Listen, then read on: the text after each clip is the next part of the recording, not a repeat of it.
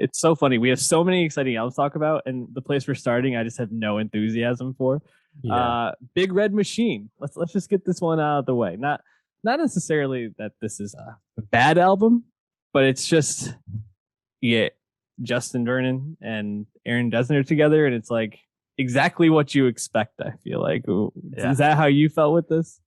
That is, I'm already not a national guy, not a Bon Iver guy. So combining the two doesn't wet my whistle, as it were.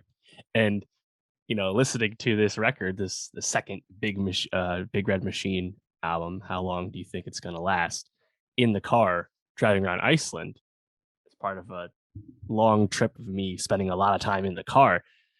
More dangerous activity to put on such sleepy mid-tempo one note music while you're driving long distances. It doesn't keep you that alert. And that was my fear going in, and that was largely realized. uh Mhm. I guess the coolest thing about this is that this is just like another chapter in Aaron Dessner's Long Pond studio, the music studio he has in the Hudson Valley, New York, in his Yep. backyard that Taylor Swift famously, of course, has recorded at of late. And Taylor shows up on this. That's probably some of the more exciting stuff on the Mhm. record. But yeah, it's the arrangements, I guess, are pretty and all that, but it's like it's just not my style, this kind of tempo. So I was pretty bored with it.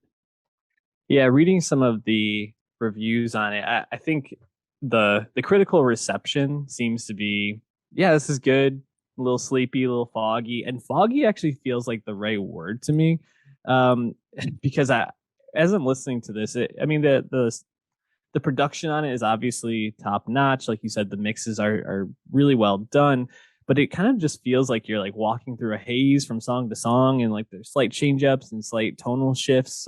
You get a couple of high profile features, like you mentioned, Taylor Swift's on a few tracks. Sharon Von Etten shows up for Hutch, which I liked that song a lot. Ben Howard, which I mean, I haven't heard much from Ben Howard recently, kind of coming out for this. So you get a couple of like pretty cool moments, but it kind of just feels like a haze in a lot of ways to me. And it's a good haze, but it's not necessarily something that I'm going to be coming back to, especially with these two. I mean, I find the work of the National, work of Justin Vernon, obviously as Bon Iver, but then also just like the production of Aaron Dessner on more high profile albums a lot more interesting recently. So I don't think this is going to be the top of either one of their catalogs, so to speak. But anything that No, you really liked?